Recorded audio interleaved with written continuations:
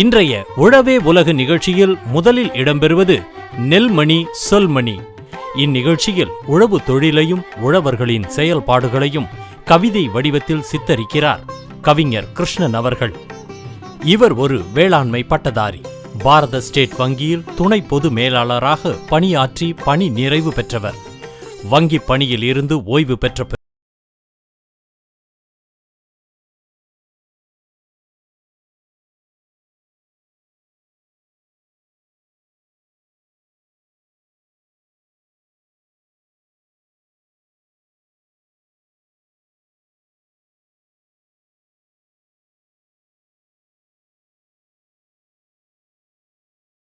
நீரின்றி அமையாது உலகு. இரு புனலும் வாய்ந்த மலையும் வரு புனலும் வல்லரணும் நாட்டிற்கு உறுப்பு. 2000 ஆண்டுக்கு முன்பு திருக்குறளில் ஈடில்லா பொதுமறை ஞானி பாடி வைத்தது உற்று கவனி. ஓடிவரும் நீரை சேமித்தால் அவனி, ஆடிவரும் நீர் மேலாண்மை பவனி. இருபுனல் என்பது மேல்நீர், நிலத்தடி நீர். வருபுனல் வாய்ந்த மலைநீர். ஆறு என்பது பண்பாடு. ஆறு என்பது நில பயன்பாடு. ஆறு என்பது பல்லுயிர் ஓம்புதல். ஆறு என்பது சுற்றுச்சூழல் பாதுகாப்பு. ஆறு என்பது வழித்தடம். ஆறு என்பது மின்சக்தி. நல் உணவு நல்கல், பல்லுயிர் ஓம்பல், தொல்வனம் காத்தல், நல் பண்பாடு வளர்த்தல், செல் வழித்தடம் ஆதல், வல்மின் விசை வழங்கல். ஆறும் செய்வதால் ஆரானேன், அன்னை என்று பேரானேன். புனல் தரும் மணல் திருட்டால் மனம் வெடித்து சுக்கு நூறானேன். மழை பிணித்து ஆண்ட மன்னவன் மாசறு சிலம்பு சேதி. மழை பிணித்தல் ஏரை செய்வதால் ஏரி, குளிப்பதால் குளம், குடிப்பதால் ஊரணி. கோவிலில் அமைந்தால் திருக்குளம், தெப்பம் வலம் வந்தால் தெப்பக்குளம். கோவில் மதிலை ஒட்டி இருந்ததால் தளிக்குளம், காவல் அரணாக வெட்டி இருந்தால் அகழி. ஆடு மாடுகளுக்கான குட்டை, அழகிய நீச்சல் குளம் குண்டம். மலர்கள் பூத்து இருந்தால் பொய்கை, மண்டபம் நடுவில் இருந்தால் நீராவி. மடுவில் வந்தால் சுனை, அழுத்தத்தில் கொப்பளித்தால் ஊற்று. ஆர்ப்பரித்து கொட்டினால் அருவி. நடந்து வந்தால் ஆறு, கற்பிளவில் வந்தால் குமிழி. வயலுக்கு வரும்வரை கால்வாய், வயலுக்குள் பிரிந்தால் வாய்க்கால். மடை மாற்றம் செய்ய மடை மதகு தூம்பு கலிங்கு. நிலத்தடி நீரால் குடிப்பதற்கு செய்தது ஊரணி. நாழி கிணறு உறை கிணறு கேணி. கண்மாய் கரணை ஏந்தல் தாங்கல், வட்டாரச் சொல்லால் வழங்கும் நீர்நிலைகள். மின்னல் மழை நீரை சேகரிக்க மானத்தின் மின்னஞ்சல் இடி. அதையே அடித்துச் சொல்லும் வானத்தின் தண்டோரா. வறண்ட பூமியின் வெடித்த கோடுகள் வடிவம் மிரண்ட மனதோடு மழை நீரை சேகரிக்க மனிதனுக்கு மனு போட்ட மண்ணின் விண்ணப்ப படிவம். கத்தும் கடல் சிப்பியில் பிறப்பது முத்து, வத்தும் கடல் நீரில் வருவது உப்பு. சொத்துக்கு மதிப்பை தருவது முத்து, சோத்துக்கு மதிப்பு தருவது உப்பு. நெடுங்கடலும் தண்ணீர்மை குன்றும் தடிந்தெழிலி தான் நல்காதாகிவிடின். நீர்மை இயல்பு, தடிதல் குறைதல், எழிலி மேகம். புவி வெப்பமயமாதல், பருவநிலை மாற்றம் சமகால சொற்கள். கடல் மட்டம் உயருதல் கடலின் தன்மை அன்று. மழை பொய்த்ததால் கடலும் தன்மை மாறும், கடல் மட்டம் ஏறும். 2000 ஆண்டுகளுக்கு முன்னர் 2 அடிகளில் வள்ளுவம் கூறும், படிக்க படிக்க நெடிய சிந்தனை ஊறும். தொடர்வது நம் வீட்டில் மருந்தகம் பகுதி. இதில் செங்கல்பட்டைச் சேர்ந்த தமிழ்ச்செல்வி ஜெகதீசன் அவர்கள் காய்கறிகள் மூலிகை செடிகளை கொண்டு சாறு மற்றும் தேநீர் தயாரிப்பது பற்றி சொல்கிறார். வாருங்கள் பார்ப்போம்.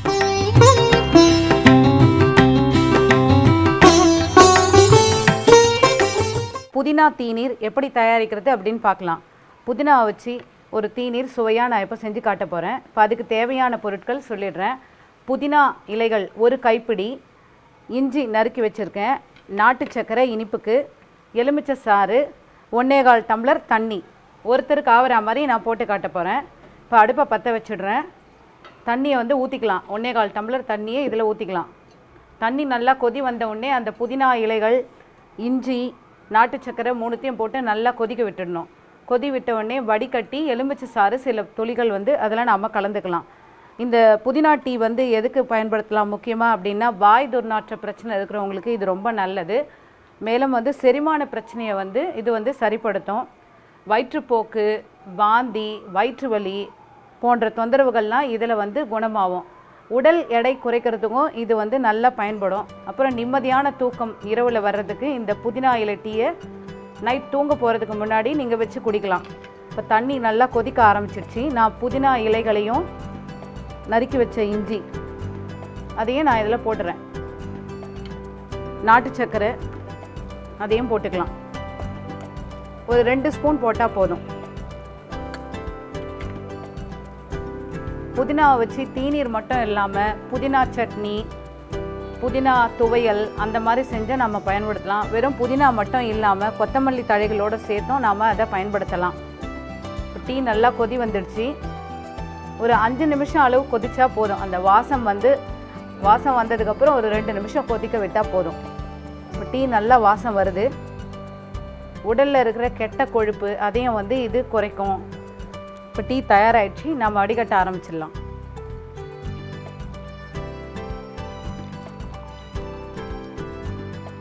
தினைக்கும் ஒரு சுவையில் குழந்தைங்களுக்கு, பெரியவங்களுக்கு இதெல்லாம் போட்டு கொடுங்க. ஒரே விதமான தீநீர் வேண்டாம், ஒரு சுவையிலையும் நீங்கள் போட்டு கொடுங்க. குழந்தைங்களுக்கு இதை பயன்படுத்துங்க, ஆரோக்கியம் மேம்படும். இப்போ இதில் புதினா டீயில் எலுமிச்சை சாறு சில துளிகள் வந்து விடுறேன். உங்கள் புளிப்புக்கு தகுந்த மாதிரி நீங்கள் அதில் சாறு கலந்துக்கலாம். இந்த புதினா வந்து சுலபமாக நம்ம பக்கத்திலே கிடைக்கக்கூடாதான், மார்க்கெட்டில் கிடைக்கும். வீட்டிலே வந்து நாம் வந்து வச்சு வளர்க்கலாம். வீட்டு தோட்டத்தில், கடையிலையும் ஈஸியாக கிடைக்கும். பக்கமே கிடைக்கிற பொருள் தான் எல்லாமே.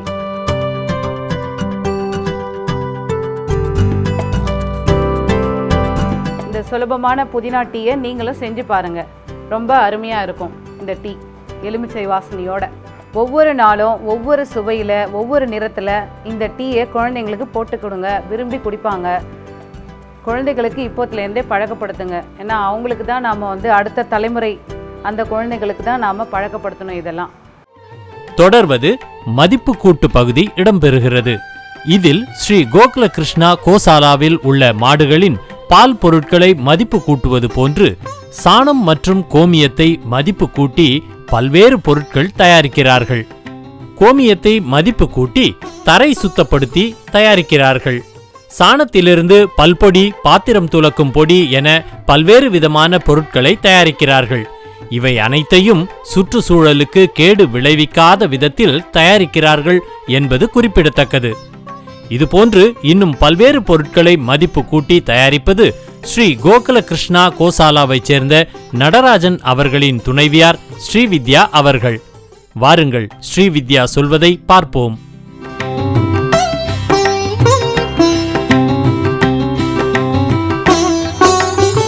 ஸ்ரீ கோகுல கிருஷ்ணா கோசாலாவில் வந்து நம்ம இந்த பஞ்சகவ்யம், அதாவது சாணம், கோமூத்திரம், பால், தயிர், நெய், இந்த 5 பண்ணுற ப்ராடக்ட்டு. நம்ம இந்த எங்கள் கோசாலாவில் எல்லாமே வந்து பால் நின்ற பசுக்கள் தான் இருக்குது. ஸோ அதுலேருந்து என்ன பண்ணலாம் அப்படின் போது, நம்ம சாணம், கோமியம், நமக்கு பஞ்சகவ்யம் தெரியும். என்ன தெரியும்னா, நம்ம செடிக்கு பஞ்சகவ்யம் யூஸ் பண்ணுறோம், மனுஷன் பஞ்சகவ்யம் சாப்பிட்றோம், அது 2 தான் தெரியும். ஆனால் அதை தவிர்த்து நம்ம வந்து இங்கே கிட்டத்தட்ட ஒரு 30 ப்ராடக்ட்டுக்கு மேலே பஞ்சகவ்ய ப்ராடக்ட் பண்ணிட்டுருக்கோம். அது என்னென்ன, ஃபஸ்ட்டு நம்ம இது வரட்டி வந்து காமனாக எல்லாருக்குமே தெரியும். இந்த வரட்டி என்ன பெரிய வரட்டி என்னென்னா, நம்ம இது டை வச்சுருக்கோம். அதாவது ஒருத்தர் கேட்பாங்க, 3 இன்ச் வேணும், 4 இன்ச் வேணும், இது 10 இன்ச் வேணும், இது 10 இன்ச்சு 10 இன்ச்சு, ஏதாவது ஒன்றுத்துக்கும் இப்படி டை வச்சு நம்ம தட்டி பண்ணிகிட்ருக்கோம். அடுத்தது அதாவது நம்மளுடைய திருநீர், நம்ம எல்லாருக்குமே வந்து நம்மளோட ஐடென்டிஃபை வந்து நம்ம இந்த திருநீர். ஆனால் அந்த திருநீர் வந்து இப்போ வருது, ஒரிஜினலாக வருது இல்லை, நிறைய வந்து கெமிக்கல் தான் வருது. நம்ம இங்கே ஒரிஜினலாக நம்ம நாட்டு பசுவோட, அதாவது அதுலேயும் சில கண்டிஷன்ஸ் இருக்குது. கண்ணு போட்ட பசுவோட சாணத்தை எடுத்து அதை தட்டி இதில் வந்து கருக்காய் போட்டு எரிக்காமல் இதை புகைச்சி வச்சு ஒரு வாரம் கழித்து அதோட முட்டை மாதிரி இப்படி இருக்கும், அதை எடுத்து நல்ல வெள்ளை துணியில் ஜலிச்சு எடுக்கிறோம். இதில் வேறு எதுவுமே நம்ம கலக்கலை.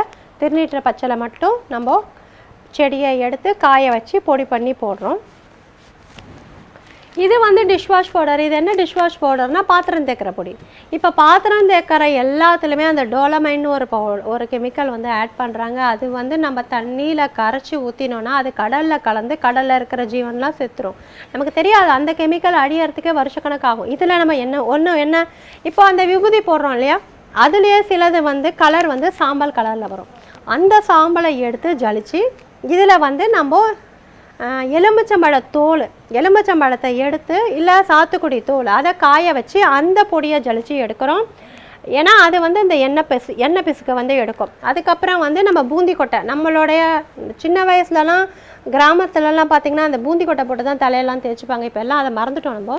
அந்த பூந்தி கொட்டை என்னென்னா அது நுர வரும், அதுக்காக இந்த பூந்தி கொட்டை பொடி. அப்புறம் புங்க இலை பொடி, அந்த பிசு எடுக்கிறதுக்கும் அந்த கலர் கொடுக்கறதுக்கும் புங்க இலை பொடி, மூணுத்தையும் சம அளவை எடுத்து இந்த சாம்பலோட கலந்து கொடுக்குறோம். இது வந்து டிஷ்வாஷர் நம்ம பாத்திரம் தேய்க்கிறதுக்கு. அடுத்தது ஹேண்ட் வாஷ்.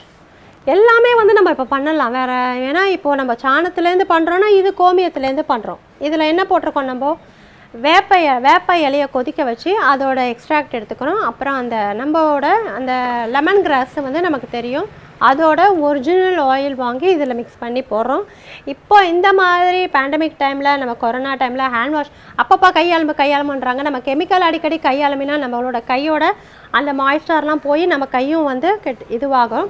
அந்த தோல் பாதிக்காமல் இருக்கிறதுக்காக தான் இது ஹேண்ட் வாஷரு. அப்புறம் இது நம்ம தலைக்கான தைலம். இது நம்ம இதில் என்ன இருக்குன்னா இதில் தேங்காய் எண்ணெய் நல்லெண்ணெய் போட்டிருக்கோம், பசுவோட பால் எடுத்துருக்கோம். யாரும் அந்த மாதிரி பால் போட்டு தயாரிக்க மாட்டாங்க. இதில் நம்ம பசுவோட பால் விட்டுருக்கோம். கரிசலாங்கண்ணி, முடி வளர்கிறதுக்கு என்னென்ன தேவை, கரிசலாங்கண்ணி, கருவேப்பிலை, நெல்லிக்காய், செம்பருத்தி, அந்த மாதிரி இதில் ஒரு 16 மூலிகைகள் போட்டிருக்கோம். இதில் என்னென்னா இப்போது மெட்ராஸில் பொதுவாக எல்லாருமே தலையில் எண்ணெய் வச்சுட்டு போவாங்க, இல்லை ஹேண்ட் வாஷ் பண்ணிட்டு போவாங்க. முக்கியமான பிரச்சனைகள் எல்லாருக்கும் ஹேர் ஃபால் இருக்குது, டேண்ட்ரஃப் இருக்குது. அப்புறம் முடியோட நுனி வந்து வெடிப்பு வரும். அது வராமல் இருக்கிறதுக்கு இந்த எண்ணெயை நீங்கள் நிச்சயமாக யூஸ் பண்ணிங்கன்னா இந்த முடியோட வெடிப்பு வந்து குறையும், டேண்ட்ரஃப் குறையும். நம்மளோட முடி கொட்டுறதுன்னா முதல்ல நம்மளுக்கு தலையில் மட்டும் பிரச்சனை இருந்தால் நிச்சயமாக இது ரெக்கவரி ஆகும். உள்ளே ஏதாவது பிரச்சனை இருந்தால் நம்ம அதுக்கான தேவையான சாப்பாடை வந்து நம்ம எடுத்துக்கணும். 4வது ரொம்ப ரொம்ப முக்கியமானது முட்டு வலி தைலம். இது லேடிஸாக இருந்தாலும் ஜென்ஸாக இருந்தாலும் 40+ வந்து பெயின் வரும். அந்த மாதிரி ஜாயிண்ட் பெயின் வர்றதுக்கு சாணத்து, கோமியம், நல்லெண்ணெய் 3த்தையும் போட்டு கொதிக்க வச்சுருக்கோம் இதில். ஸோ நிச்சயமாக இது என்னென்ன ஜாயிண்ட் பெயின் இருக்கோ அந்த ஜாயிண்ட் பெயின் ரிலீஃப் ஆகிறதுக்கான தைலம் இது. நெக்ஸ்ட்டு இது ஷாம்பூ. இது ஷாம்பூனா நிச்சயமாக நுர வராது உங்களுக்கு. அந்த நம்மளோட ஷாம்பூவில் வர மாதிரி அவ்வளோ வாசனைகளும் வராது.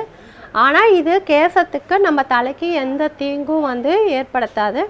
ரொம்ப நம்ம ஸ்ட்ரெஸ்ஸு டிப்ரெஷனாக இருக்கும்போது இதை நல்லா தலையில் அப்ளை பண்ணி ஒரு 1/2 hour அப்படியே ரிலாக்ஸாக அப்படியே காமாக இருந்துட்டு அப்புறம் நீங்கள் ஹேர் வாஷ் பண்ணிங்கன்னா நிச்சயமாக வந்து உங்களோட ஸ்ட்ரெஸ் வந்து குறையும். இது வந்து நாசிகா. இது என்ன நாசிகான்னு பார்த்தீங்கன்னா குழந்தைங்களுக்கு தீராத சளி இருந்ததுன்னா இது நாசல் ட்ராப்பு. இதில் பஞ்சகவ்யம் போட்டு நம்ம வெயிலில் வச்சு அந்த ஈரப்பதம் மாய்ஸ்சர் ஆகிற வரைக்கும் நேச்சுரல் வெயிலில் வச்சு இதை வந்து இந்த நெய்யை மட்டும் எடுத்துருக்கோம். நம்ம இந்த குழந்தைங்களுக்கு மூக்கில் விடுற அதாவது நாசல் ட்ராப்ஸ். இது சோப்பு. இதுவும் நம்ம பஞ்சகவ்யம் சாணத்தில் பண்ணுற சோப்பு. இதுலேயும் ஆனால் நுர வராது நிச்சயமாக. ஆனால் அதே சமயத்தில் நம்மளுடைய தோலுக்கு எந்த பாதிப்பும் கொடுக்காது. இது பிராணத்தீத்து என்னன்னு பார்த்தீங்கன்னா நமக்கு தெரியும், அந்த காலத்திலே வந்து நம்ம ஹோமம் வளர்க்கும் போது சாணம் வரட்டி அதில் நெய் போட்டு அந்த சாம்பலை எடுத்து நம்ம பல்லு தேய்ப்போம், சாம்பலை எடுத்து தண்ணியில் போட்டு குடிப்போம். அதே மாதிரி சாம்பலை தயாரிக்கிறது தான் இது. நம்மளோட ஆக்சிஜன் லெவலை வந்து ஜாஸ்தி பண்ணும். இது ஃபினாயில். இதுலேயும் நமக்கு சாணம் நம்ம கோமியத்தை எடுத்து கொதிக்க வச்சு இதில் நீமோடு அதாவது வேப்பலை தண்ணியை நல்லா கொதிக்க வச்சு லெமன் கிராஸ் ஆயில் ஆட் பண்ணுறோம். இதை நம்ம வீட்டில் தெளிக்கும் போது பூச்சி இன்செக்ட் அதாவது அந்த என்ன சொல்லுவாங்க சிலந்தி வலை அதெல்லாம் வராமல் இருக்கும். இதில் எந்த கெமிக்கல் ஆட் பண்ணாதது. குழந்தைங்க கிட்ட கூட நம்பி கொடுக்கலாம், ஒன்றும் ஆகாது. இது அதே மாதிரி இது தூப் ஸ்டிக்கு நம்ம பூஜை அறையில் நம்ம யூஸ் பண்ணுறது. நம்ம பூஜை அறையில் இப்போ யூஸ் பண்ணும்போது என்னென்னா பொதுவாக வந்து எல்லாருக்குமே அந்த என்ன சொல்கிறாங்க, நல்ல ஸ்மெல் வரணும். என்ன இப்படி ஸ்மெல் வரலையே, ஸ்மெல்லு எவ்வளோ வருதோ, புகை எவ்வளோ வருதோ அந்த அளவுக்கு கெமிக்கல் இருக்குதுன்னு அர்த்தம். அதான் உண்மை.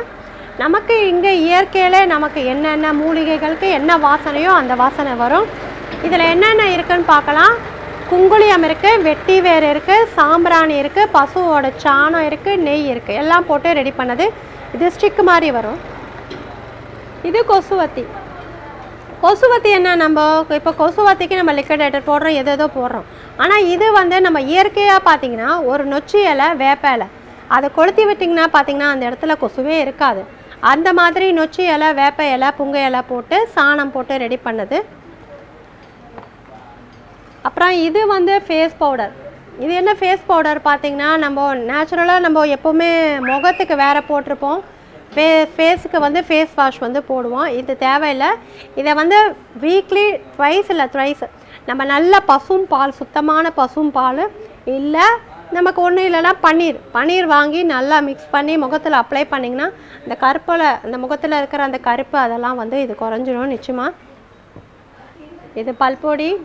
இது கடந்த ஒரு 3 வருஷமாக இந்த பல்பொடி நான் இது தயாரிக்க ஆரம்பித்ததுலேருந்து இந்த பல்பொடி தான் யூஸ் பண்ணுறேன். எங்கள் ஃபேமிலி எல்லாருமே நாங்கள் வெளியே போனால் கூட இந்த பல்பொடி எடுத்துகிட்டு போயிடுவோம். ஏன்னா வந்து எங்களுக்கு இப்போது பேஸ்ட்டு போட்டு தேய்ச்சனா அது தேய்ச்ச மாதிரி இல்லை.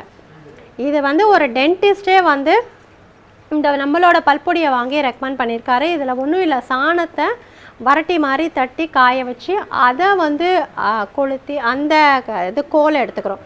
சார்கோல் எடுக்கிறோம் இல்லையா, அதே மாதிரி இது சாணத்தோட கோல் எடுத்துக்கிறோம். இதில் நம்ம எப்போவுமே தெரியும் நமக்கு பல்லுக்கு எப்போவும் தேவை கிராம்பு, அந்த கிராம்பு இதில் போட்டிருக்கோம். அப்புறம் வந்து நம்ம அந்த பச்சை கற்பூரம், இந்த மாதிரி தைமால், இந்த மாதிரி நம்ம பல்லுக்கு நம்ம என்னென்ன யூஸ் பண்ணுறோமோ அதுதான் போட்டிருக்கோம். இது சீரியஸாகவே பல்லு பிரச்சனை இருக்கிறவங்க இதை யூஸ் பண்ணாங்கன்னா அந்த பல்லு பிரச்சனை படிப்படியாக வந்து குறையும். இது விளக்கு. இதுவும் நம்ம அந்த பிள்ளையார பண்ணோம் பார்த்திங்களா, அதே மாதிரி மெத்தடில் தான் இந்த விளக்குக்கான டை இருக்குது. இதில் நம்ம என்ன எக்ஸ்ட்ரா போட்டுக்கிறோன்னா பஞ்சகவ்யமும் போட்டுக்கிறோம். சாணம், கோமியம், அதுக்கப்புறம் வந்து பால், தயிர், நெய் போட்டு பண்ணுறோம். இந்த பஞ்சகவ்ய விளக்கை நம்ம ஏற்றும் போது வீட்டில் ஐஸ்வர்யம் நிச்சயமாக பெருக்கும், ஒரு நல்ல ஒரு பாசிட்டிவ் எனர்ஜி கிடைக்கும். இந்த பஞ்சகவ்ய விளக்கை நம்ம அடியில் ஒரு தட்டு வச்சுட்டு இந்த மாதிரி திரி போட்டு நெய் போட்டு ஏற்றினோன்னா அவ்வளோ வந்து நல்லது, வீட்டுக்கு விசேஷம். இது எரிஞ்செடுத்துனா இந்த சாம்பலை வந்து நம்ம உரமாகவும் யூஸ் பண்ணிக்கலாம். இதை ஒரு வாட்டி ஏற்றி வச்சோன்னா இது எரிஞ்சு போயிடும். இது குளியல் பொடி. இப்போது நம்ம இந்த கெமிக்கல்லேருந்து வெளியே வரணும்னா அதுக்கு ஒரே சொல்யூஷன், நம்ம எல்லாமே இயற்கைக்கு திரும்பணும். அதுக்கான ஃபஸ்ட்டு முயற்சி தான் இந்த குளியல் பொடி. இது குழந்தைங்களுக்கு போட்டுக்கலாம். இதில் நம்ம வாங்குகிற எந்த பொருளுமே நம்ம வெளியே வாங்கலை, எல்லாமே நாங்கள் எங்கள் தோட்டத்தில் வச்சுருக்கோம், அதிலேருந்து தயாரிக்கிறது தான். இதில் நம்ம சாணம் தான் வந்து மேக்ஸிமம் போட்டிருக்கோம், சந்தனம் போட்டிருக்கோம், மஞ்சள் போட்டிருக்கோம். ஸோ குழந்தைங்களுக்கு வந்து எந்த பாதிப்பும் வராது இந்த குளியல் பொடி யூஸ் பண்ணால். குங்குமம் வந்து இது நாங்கள் மஞ்சளாக கிழங்காக தான் இங்கே வாங்குகிறோம். பக்கத்தில் ஒரு விவசாயிக்கிட்ட வாங்கி அதை அரைச்சி இந்த குங்குமம் நாங்களே தயார் பண்ணுறோம் கோஷாலா மூலமாக. இது உரம் செடிக்கு. ஆக்சுவலாக பசுமாடுனா ஃபஸ்ட்டு நமக்கு தெரியறது பால், ரெண்டாவது உரம் தான். இந்த உரம் வந்து இதில் வந்து நம்ம வெர்மி கம்போஸ்ட், அதுக்கப்புறம் இதில் அசோஸ்பைரிலம், பாஸ்போபாக்டீரியா, அந்த மாதிரி இதில் ஒரு 15 ஐட்டம் ஆட் பண்ணி ஒரு உரம் ரெடி பண்ணியிருக்கோம். முக்கியமாக நம்ம எல்லாருமே தெரிஞ்சுக்க வேண்டியது கோவர்க்கு. இதோட என்ன இது விசேஷம் மட்டும் ஒரு சொல்லிடுறேன் நான். பசுவோட கோமியம் வந்து காலையில் ஃபஸ்ட்டு பசு கன்று போட்டு ஒரு 1 மந்த் கழித்து, அதே மாதிரி பசு செனை பிடிச்சி ஒரு 6 மாதத்துக்குள்ளே இருக்கிற பசுமாட்டு, அதாவது அந்த பசுக்கு எந்த வியாதியும் இருக்கக்கூடாது, அதுக்கு எந்த இன்ஜெக்ஷனும் போட்டுருக்கூடாது, அதுக்கு இப்போ ட்ரீட்மெண்ட் எதுவும் பண்ணிகிட்ருக்கூடாது, அந்த மாதிரி பசுவோட நல்ல ஆரோக்கியமான பசுவோட கோமியத்தை காலையில் 5 மணிக்கு பசுவை நம்ம எழுப்பி விடுறோம். அப்போ பசு எழுந்த உடனே ஃபஸ்ட்டு வந்து யூரின் போகும். அந்த யூரின் ஃபஸ்ட்டு கொஞ்சம் யூரினை கீழே விட்டுட்டு அதுக்கப்புறம் யூரினை கலெக்ட் பண்ணி இந்த அர்க்கு பண்ணுற பாட்டில் போட்டுட்டு அதில் வர அம்மோனியா, ஃபஸ்ட்டு வர அம்மோனியாவை எடுத்துருவோம். அதுக்கப்புறம் பண்ணுறது தான் இந்த அர்க்கு. இதில் நம்ம என்ன போட்டிருக்கோன்னா சோம்பு, சீரகம், துளசி 3 போட்டிருக்கோம் இந்த கோமூத்திரத்தில். அதில் வர ஃபில்டர் பண்ணதை தான் நம்ம எடுத்து யூஸ் பண்ணுறோம். இதில் என்னென்னா நேச்சுரலாக இதில் நம்மளோட ஹியூமினிட்டி டெவலப் பண்ணும். நம்ம இப்போ நமக்கு ஏதாவது ஒரு நோய் இருந்ததுன்னா அதுக்கூட சேர்ந்து இந்த கோமூத்திரத்தையும் நம்ம சாப்பிட்டோன்னா நிச்சயமாக அந்த மருந்து வந்து மெடிசன் வேலை செய்யும்.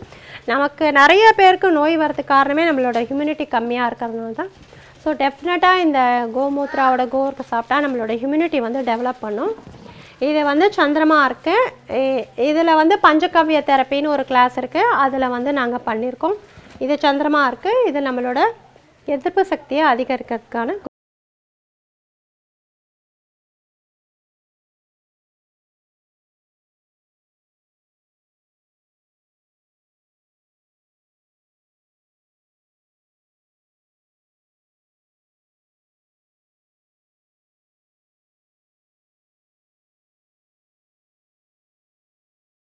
நாட்டு பசுவோட பாலை வந்து கறந்து அந்த பாலை வந்து நல்லா காய்ச்சி தயிர் போட்டு வச்சிடணும். மறுநாள் வந்து காலையில் அந்த தயிரை வந்து 1 மடங்கு தயிருக்கு 3 மடங்கு தண்ணி ஊற்றணும். அதான் கரெக்டான ஒரு மெத்தடு. 1 மடங்கு தயிருக்கு 3 மடங்கு தண்ணியை ஊற்றி நல்லா கடைஞ்சோன்னா நமக்கு வெண்ணெய் வரும். ரொம்ப கம்மியாக தான் வரும். 1 லிட்டர் பாலுக்கு பார்த்திங்கன்னா நமக்கு ஒரு 200 கிராம். அதாவது பால் நிற்க போகிற மாடாக இருந்தால் ஃபேட்டு கொஞ்சம் ஜாஸ்தி வரும், அப்போ கொஞ்சம் வெண்ணெய் ஜாஸ்தி வரும். பால் இலை மாடாக இருந்ததுன்னா 100லேருந்து 150 கிராம் தான் 1 லிட்டர் பாலுக்கு நமக்கு கிடைக்கும். அந்த வெண்ணெயை நம்ம எடுத்து ஒரு நாள் புதன்கிழமையோ இல்லை சனிக்கிழமையோ காய்ச்சி நம்ம நெய் கொடுக்குறோம். சுத்தமான நெய். இது மெடிசனாகவும் நம்ம யூஸ் பண்ணிக்கலாம். யானை இருந்தாலும் 1000 பொன் இறந்தாலும் 1000 பொன் சொல்கிறாங்களோ அது வந்து பசுக்கும் பொருந்தும். ஏன்னா பசுவோடது பால் இல்லாமல் பசுவோட மற்ற எல்லா பொருட்களும் வந்து நம்ம வந்து நம்மளோட அன்றாட உபயோகத்துக்கு நம்ம பயன்படுத்த வேண்டிய பொருளாக இருக்குது. நம்மளுடைய நாட்டு பசுக்கள், அதாவது நாட்டு காளைகளோட சாணத்துலேருந்து கோமியத்துலேருந்து நம்ம இப்போ எவ்வளோ பொருட்கள் பண்ணுறோன்றது பார்த்தோம். இந்த மாதிரி பொருட்கள் நம்ம என்ன பண்ணுறோம், நாங்கள் எப்படி பண்ணுறோன்னா இங்கே பக்கத்தில் அருகாமையில் இருக்கிற கிராமத்தை சேர்ந்த பெண்களுக்கு வந்து சுய உதவி குழு மாதிரி இது வேலை வாய்ப்பு அவங்களுக்கு நாங்கள் ஏற்படுத்தி கொடுக்குறோம்.